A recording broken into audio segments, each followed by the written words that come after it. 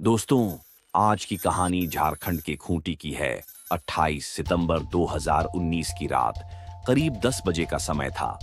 कार्तिक केसरी नाम का एक व्यक्ति अपनी पत्नी प्रीति केसरी के साथ झारखंड की राजधानी रांची से दुर्गा पूजा का सामान खरीदकर अपने घर खूंटी लौट रहे थे। उस समय सड़क पर ट्रैफिक बहुत कम था। वे दोनों सफेद रंग की एक वैगनर कार पर थे। कार चला रहे 35 वर्षीय कार्तिक केसरी ड्राइविंग सीट पर बैठे थे और बगल की सीट पर उनकी पत्नी प्रीति बैठी थी। दोनों बहुत खुश थे और बातें करते करते अपने घर की ओर लौट रहे थे। उनका घर खूंटी जिले के पिटौरी के विक्टोरिया इलाके में था, लेकिन जैसे ही उनकी कार खूंटी जिले के बाड़ू चौक के पास पहुंची, तभी मोटरसाइकिल पर सवार दो युवकों ने उनकी कार को ओवरटेक किया और अपनी बाइक उनकी कार के सामने लाकर रोक दी। अचानक सामने बाइक आ जाने से कार्तिक ने तुरंत ब्रेक लगाया। उनकी कार मुश्क से बाइक से टकराने से बची। तभी उन्होंने देखा कि वहां से कुछ दूरी पर एक सफेद रंग की स्कॉर्पियो कार पहले से खड़ी हुई थी। कार्तिक स्थिति को समझ पाते उससे पहले ही बाइक पर सवार दोनों युवक उनके पास आ गए और गालियां देते हुए उन्हें कार से बाहर निकलने को कहने लगे। इसी दौरान स्कॉर्पियो में बैठे दो युवक भी बाहर आ गए। उनमें से एक के हाथ में लोहे की रड थी। ये देख कार्तिक समझ गए कि उनके इरादे अच्छे नहीं हैं। वह असमंजस में थे कि अब क्या करें। चारों ओर रात का सन्नाटा था और कोई मदद के लिए दूर दूर तक नहीं दिख रहा था। बाइक सवार युवक लगातार कार्तिक को गालियां देकर कार से बाहर आने को कह रहे थे। जब कार्तिक से और सहा नहीं गया तो वह कार से बाहर आ गए, लेकिन जैसे ही उन्होंने कार से बाहर कदम रखा, चारों युवक उन पर टूट पड़े। उन्होंने कार्तिक को बुरी तरह पीटना शुरू कर दिया। उसी दौरान लोहे की रॉड लिए युवक ने उनके सिर के पीछे से जोरदार वार किया। वार इतना तेज था कि कार्तिक का सिर फट गया। दर्द से चीखते हुए वह जमीन पर गिर पड़े। कार्तिक के गिरते ही उनके आसपास खून फैलने लगा। प्रीतिका के अंदर सहमी हुई अपने पति को अपनी आंखों के सामने दम तोड़ते हुए देख रही थी। चारों युवकों को जब यह लगा कि कार्तिक अब मर चुका है तो वे वहां से चले गए। हमलावरों के भाग जाने के बाद प्रीति रोते हुए कार से बाहर निकली।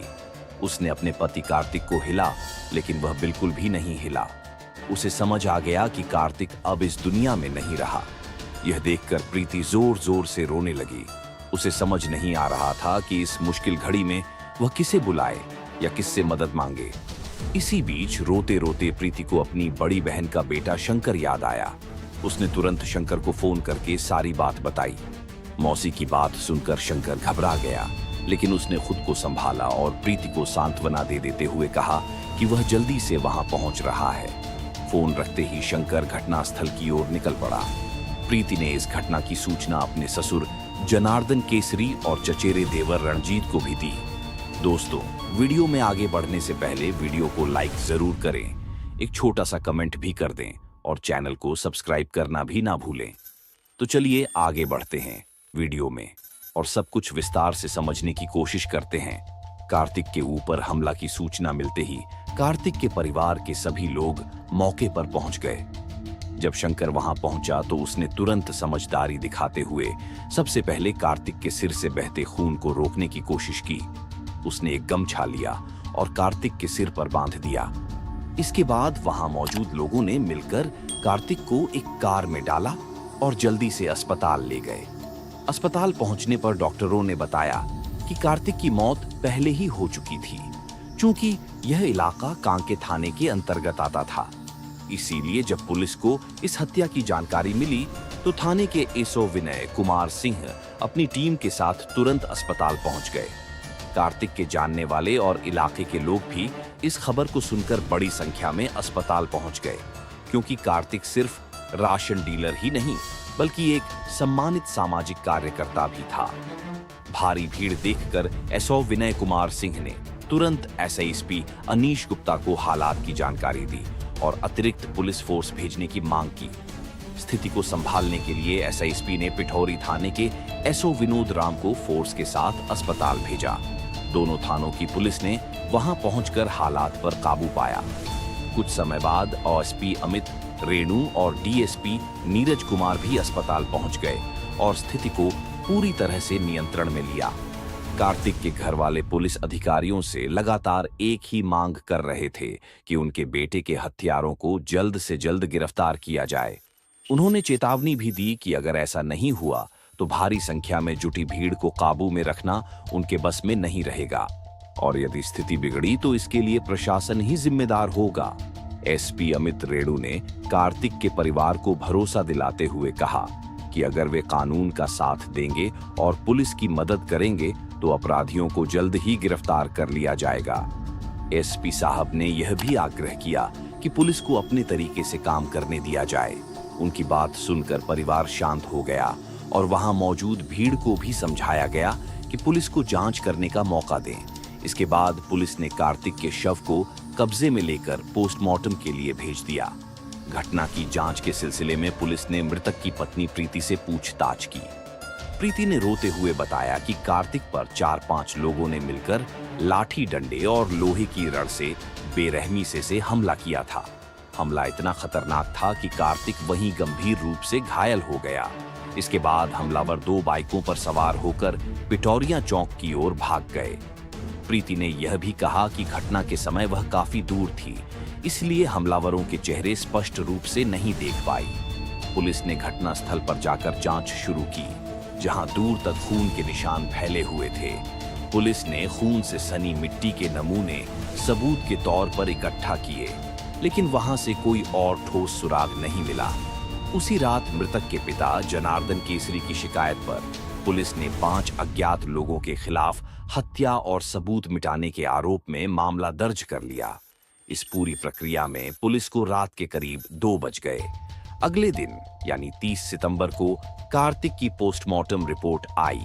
रिपोर्ट में पुष्टि हुई कि उनकी मौत सिर में गंभीर चोट और अत्यधिक खून बहने की वजह से हुई थी। हालांकि घटना को 3 दिन बीत जाने के बाद भी पुलिस के पास कोई ठोस सुराग नहीं था। एसएसपी अनिल गुप्ता ने मामले को सुलझाने के लिए डीएसपी नीरज कुमार की अगुवाई में एक विशेष टीम बनाई। टीम ने फिर से घटना की बारीकी से जांच शुरू की। क्राइम सीन पर दोबारा पहुंचकर स्थिति का गहराई से निरीक्षण किया गया। अब तक की जांच में यही पता चला कि घटना की रात कार्तिक और उनकी पत्नी दुर्गा पूजा के लिए खरीदारी करके रांची से घर लौट रहे थे। इस दौरान यह घटना हुई, लेकिन पुलिस यह नहीं समझ पा रही थी कि हत्यारों ने यह वारदात को किस इरादे से किया था। यदि उनका उद्देश्य लूटपाट होता तो वे कार्तिक की पत्नी प्रीति के साथ भी लूटपाट जरूर करते, लेकिन ऐसा कुछ भी प्रीति के साथ नहीं हुआ था।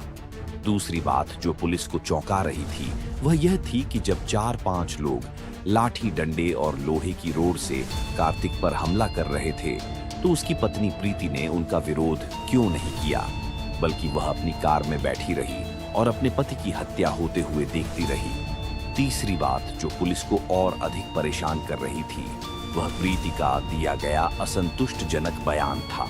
उसने कहा था कि घटना को अंजाम देने के बाद अपराधी 2 बाइकों पर सवार होकर पिटौरिया चौक की ओर भाग गए, लेकिन जब पुलिस ने उस रास्ते के सभी सीसीटीवी कैमरों की फुटेज को चेक किया तो उस रात और प्रीति द्वारा बताए गए समय पर वहां से किसी भी बाइक सवार को भागते हुए नहीं देखा गया।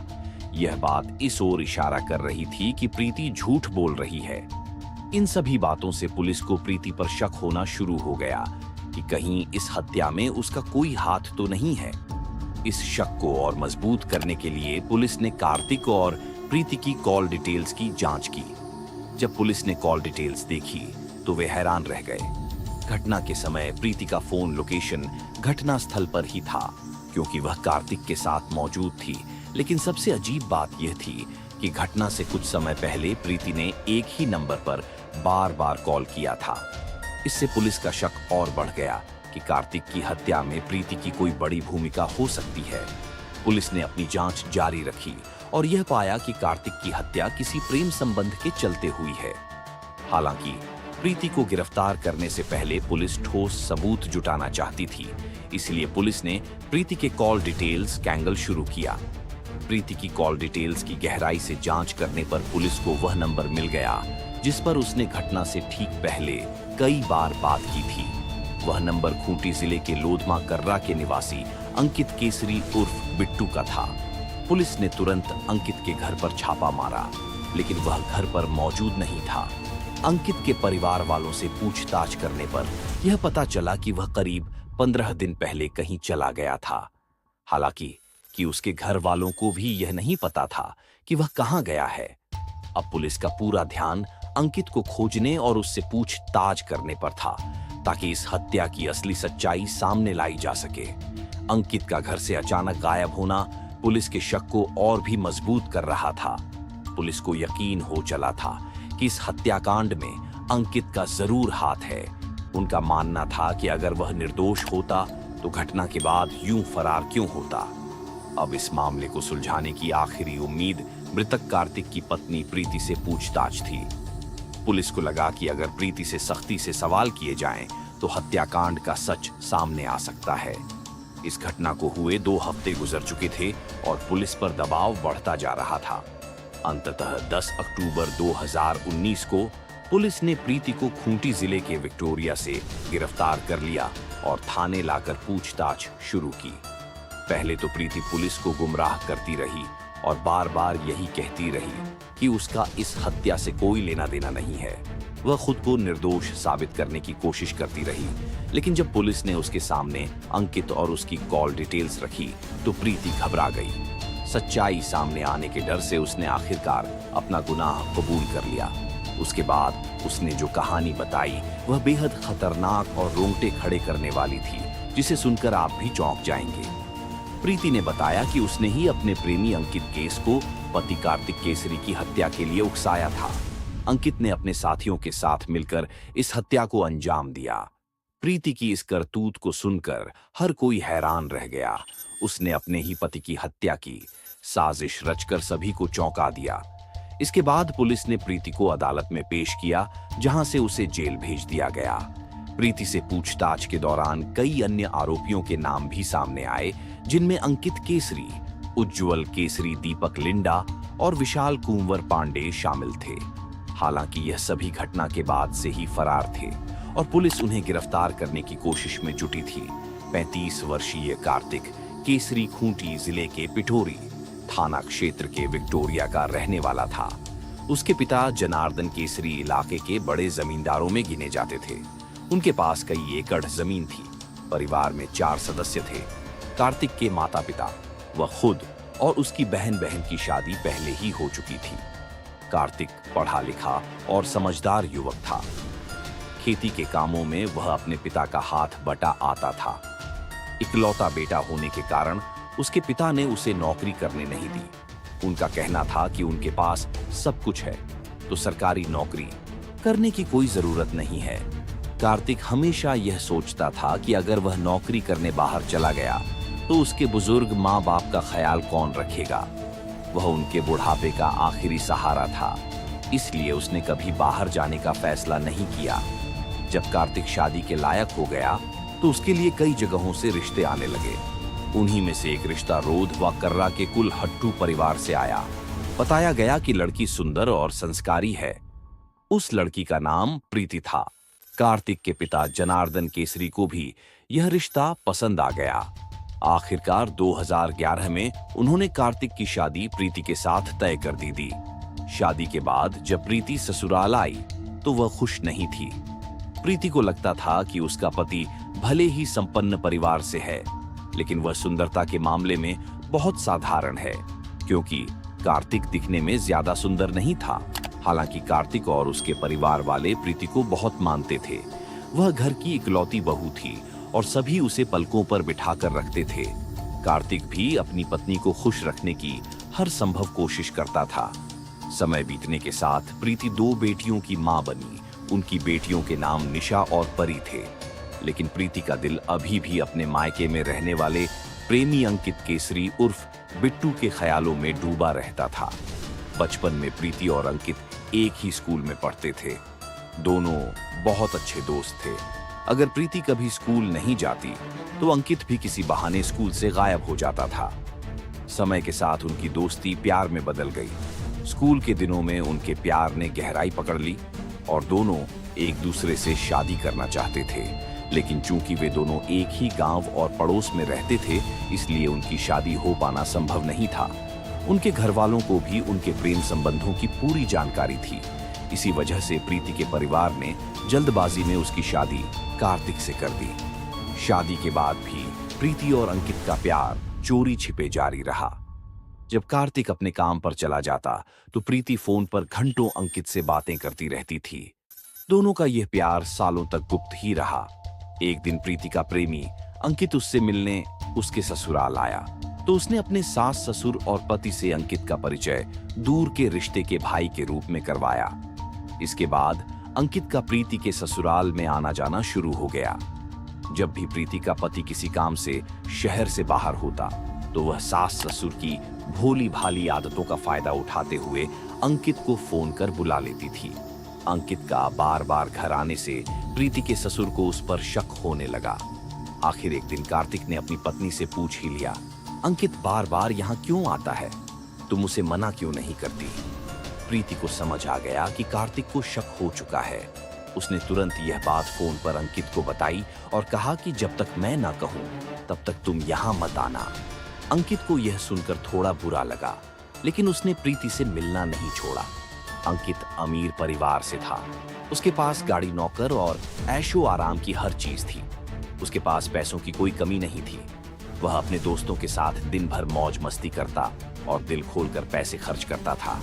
उसके खास दोस्तों में विशाल पांडे जो वकील था, दीपक और उज्जवल केसरी जो उसका ड्राइवर था शामिल थे। ये सभी दोस्त अंकित और प्रीति की प्रेम कहानी के बारे में जानते थे। जब प्रीति ने अंकित को ससुराल आने से मना कर दिया तो वह परेशान रहने लगी। उसके मन में बार बार एक ही ख्याल आता कि कार्तिक को हमेशा के लिए रास्ते से हटा देना चाहिए। उसने यह बात अंकित को बताई। अंकित ने यह बात अपने दोस्तों को भी बताया, लेकिन दोस्तों ने उसे ऐसा करने से रोक दिया। विशाल पांडे ने समझाते हुए कहा कि इसका कोई और रास्ता निकाला जाएगा। सितंबर 2019 के दूसरे हफ्ते में कार्तिक के एक रिश्तेदार के यहाँ पार्टी का आयोजन हुआ। इस पार्टी में शहर के कई बड़े लोग शामिल हुए। रात समय था, मेहमान खाना खा रहे थे। कार्तिक अपनी पत्नी प्रीति के साथ पार्टी में आया था। पार्टी में पहुंचने के बाद वह प्रीति को छोड़कर अपने पुराने दोस्तों और मेहमानों से मिलने चला गया। उधर अंकित को पहले से पता था कि प्रीति भी इस पार्टी में जरूर आएगी। अंकित की नजर अचानक प्रीति पर पड़ी तो वह खुशी से झूम उठा। वह अपनी प्लेट में खाना खा रहा था। प्रीति उसके पास आकर वह भी उसी की प्लेट से खाना खाने लगी। उसी समय कार्तिक वहां पहुंच गया। अपनी पत्नी को अंकित के साथ एक ही प्लेट से खाते देख कार्तिक का गुस्सा 7वें आसमान पर पहुंच गया। उसने सबके सामने पत्नी और अंकित को खरी खोटी सुनानी शुरू कर दी। गुस्से में उसने ऐसी बातें कह दी जो शायद नहीं कहनी चाहिए थी। कार्तिक के शब्दों से प्रीति और अंकित के सिर शर्म से झुक गए। अंकित ने उस समय प्रीति के लिए अपमान सह लिया, लेकिन उसने ठान लिया कि वह इस अपमान का बदला जरूर लेगा। पार्टी खत्म होने के बाद कार्तिक अपनी पत्नी प्रीति के साथ घर लौट आया। घर पहुंचते ही उसने फिर प्रीति को डांटना शुरू कर दिया। गुस्से में उसने कह दिया कि अगर वह अब अंकित से बात करती है या उससे मिलती है तो उसे बहुत गंभीर परिणाम भुगतने होंगे। कार्तिक ने यह भी धमकी दी कि अगर जरूरत पड़े तो वह घर की इज्जत बचाने के लिए अंकित को खत्म कर सकता है। कार्तिक की धमकी से डरी हुई प्रीति ने तुरंत अंकित को फोन कर सब कुछ बता दिया। उसने यह भी कहा कि कार्तिक को रास्ते से हटाने का यही सही मौका है। प्रेमिका की सहमति मिलने के बाद अंकित ने अपने दोस्तों के साथ मिलकर कार्तिक को खत्म करने की योजना बनाई। योजना के मुताबिक 28 सितंबर 2019 को प्रीति ने कार्तिक को दुर्गा पूजा का सामान खरीदने के लिए रांची चलने को कहा। हर साल खरीदारी की जिम्मेदारी कार्तिक की होती थी, क्योंकि वह दुर्गा पूजा समिति का अध्यक्ष था। दिन भर खरीदारी के बाद रात के करीब 8 बजे दोनों रांची से घर के लिए रवाना हुए। इस बीच प्रीति ने कार्तिक को धोखा देते हुए चुपके से अंकित को फोन कर बताया कि वे लोग 2 घंटे में खूंटी पहुंच जाएंगे। दूसरी ओर अंकित ने अपनी स्कॉर्पियो में विशाल पांडे को पहले ही बैठा लिया था। विशाल इस योजना में उसका पूरा साथ देने के लिए तैयार था। अब सब कुछ योजना के अनुसार आगे बढ़ने वाला था। उसने अपनी कार में लाठी डंडे और लोहे की रोड छिपाकर रख खली थी। इसी बीच दीपक और मंगेश जो बाइक पर सवार थे, अंकित के बताए हुए स्थान बाड़ू चौक पर पहुंचे। अंकित भी वहीं आकर स्कॉर्पियो में विशाल के साथ एक जगह गाड़ी खड़ी करके उन दोनों का इंतजार करने लगा।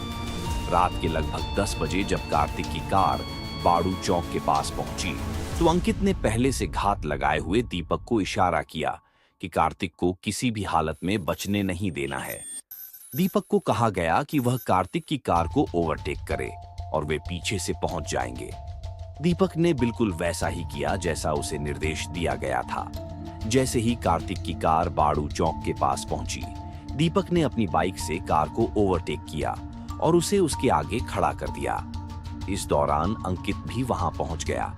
इसके बाद अंकित और विशाल पांडे लाठी डंडे और लोहे की रॉड लेकर कार्तिक के पास पहुंचे और उसे कार से बाहर निकलने के लिए मजबूर किया। जैसे ही कार्तिक बाहर निकला, विशाल ने लोहे की रॉड से उसके सिर पर जोरदार वार किया, जिससे कार्तिक का सिर बुरी तरह से फट गया और उसकी मौके पर ही मौत हो गई।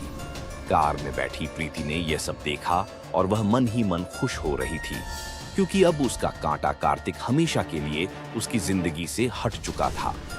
प्रीति को लगा कि अब उसे और अंकित को एक होने से कोई नहीं रोक सकता था। कार्तिक के माता-पिता के लिए यह स्थिति बहुत दुखद थी। प्रीति ने अपने घर वालों के दबाव में आकर कार्तिक से शादी तो कर ली थी, लेकिन वह इस शादी से बिल्कुल भी खुश नहीं थी। उसने अपनी खुशी पाने के लिए बहुत गलत रास्ता अपनाया। उसने बूढ़े माता-पिता से उनका जवान बेटा और उनके बुजुर्ग जीवन का सहारा यानी कार्तिक को हमेशा के लिए छीन लिया। प्रीति की गिरफ्तारी के बाद पुलिस ने 10 दिसंबर 2019 को विशाल पांडे को भी गिरफ्तार कर लिया, लेकिन अंकित और उसके साथी उस वक्त फरार हो गए थे। बाद में 6 मार्च 2020 को दीपक लिंडा, उज्जवल केसरी और मंगेश को भी गिरफ्तार कर लिया गया। इसके बाद अप्रैल 2020 के दूसरे सप्ताह में मुख्य आरोपी अंकित केसरी को भी गिरफ्तार कर लिया गया।